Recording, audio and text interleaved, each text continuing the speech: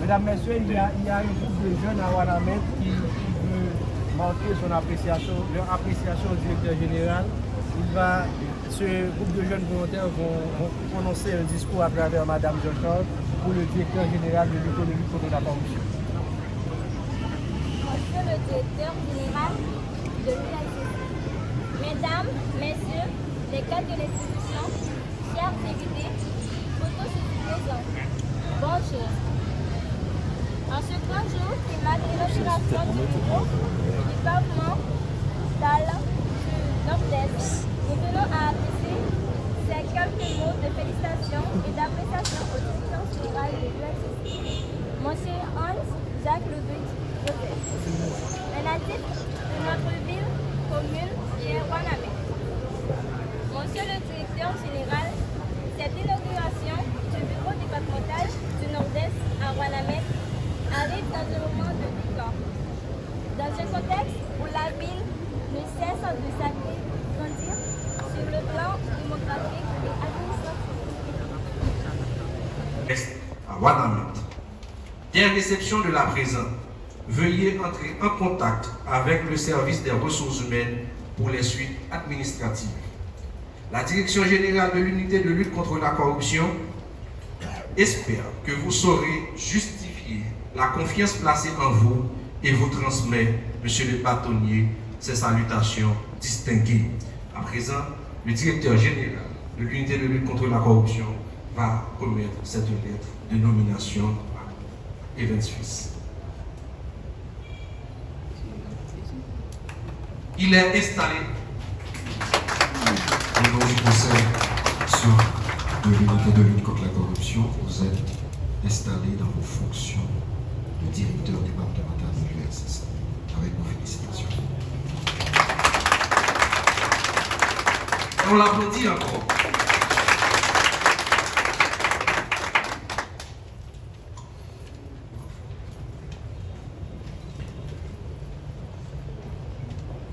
À présent, j'invite Maître Evans Fils, directeur départemental de l'unité de lutte contre la corruption du Nord-Est, à procéder à faire son discours de circonstance.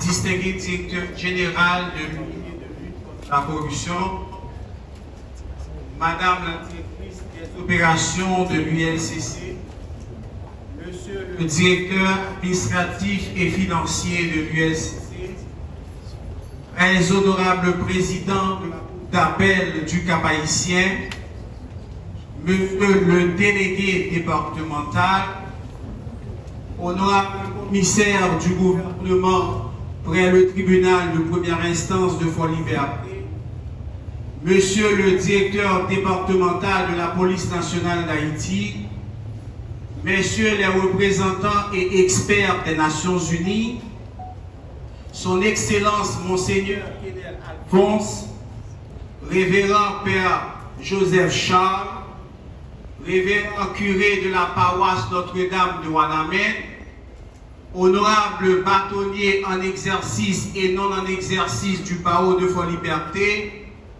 Messieurs distingués directeurs départementaux du Nord-Est, chers avocats, chers agents de l'ULCC, chers invités, chers représentants de la presse parlée et puis télévisée et en ligne, mesdames et messieurs, en vos rangs, grades, titres et qualités. Ce vendredi 24 janvier 2025 marque un tournant dans l'histoire du département du Nord-Ouest. Cette portion du territoire d'Haïti qui a été visité dès le premier voyage de Christophe Colomb est créateur d'événements déclencheurs.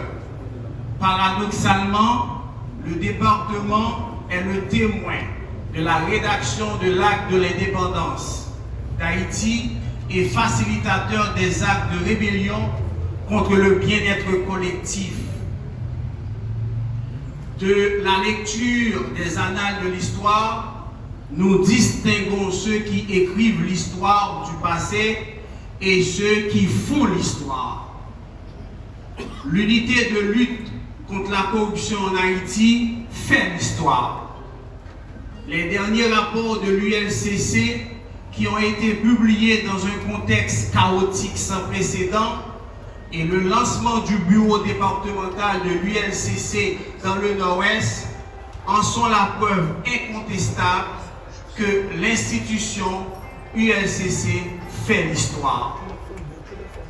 Là où les gens pleurnichent, l'ULCC prend le risque. Au moment où plusieurs se disent « nous n'avons pas de moyens, pas de ressources », ULCC creuse les sources pour offrir à la population des moyens d'une nouvelle gouvernance axée sur la transparence. L'ouverture de ce bureau départemental de l'ULCC incarne une avancée concrète dans la lutte pour une gouvernance transparente et éthique. À travers ses rapports audacieux et ses initiatives, l'ULCC s'impose comme une institution qui écrit l'histoire. Là où d'autres parlent des obstacles, l'ULCC identifie des opportunités et agit pour promouvoir la transparence. Cependant, force est de constater que nous vivons dans une époque où les valeurs s'érodent.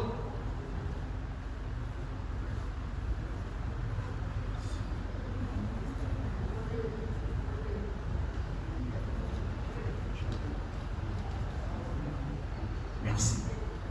Cependant, force est de constater que nous vivons dans une époque où les valeurs s'érodent, où la Accueillir avec beaucoup d'enthousiasme et d'honneur pour l'inauguration du bureau départemental du Nord-Est. Ce grand événement survient plus de 20 ans après l'existence de cette institution créée par le décret du 8 septembre 2004 ayant pour mission de combattre la corruption et ses manifestations sous toutes ses formes au sein de l'administration publique. Depuis tantôt 4 ans, l'actuel directeur général, M. Jacques-Ludwig Joseph, met toutes les stratégies en œuvre pour que toutes les habilitations que la loi lui confère soient opérationnelles pour lutter et dans tous les recoins contre ce fléau qui est la corruption, avec l'appui infaillible de nos partenaires techniques et financiers. C'est dans cette dynamique que le directeur général a décidé d'ouvrir ce bureau au niveau du département du Nord-Est. Après de nombreuses plaintes, après de nombreux signalements, il a décidé aujourd'hui, le 24 janvier 2025, d'ouvrir ce bureau. Mais bien avant de commencer, la autorité religieuse du département du Nord-Est va évoquer le nom du Seigneur. En ce sens, nous accueillons Monseigneur Questel Alphonse dans la prière et la bénédiction de ce beau bureau.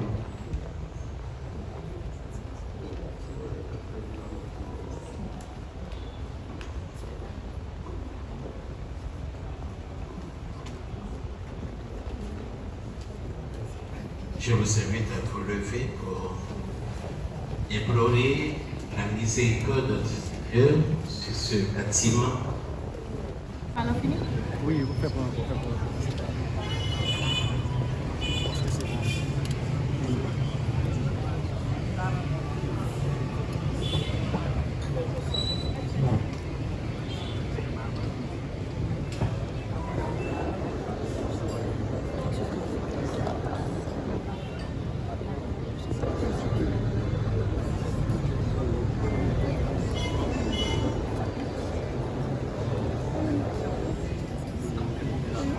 À présent,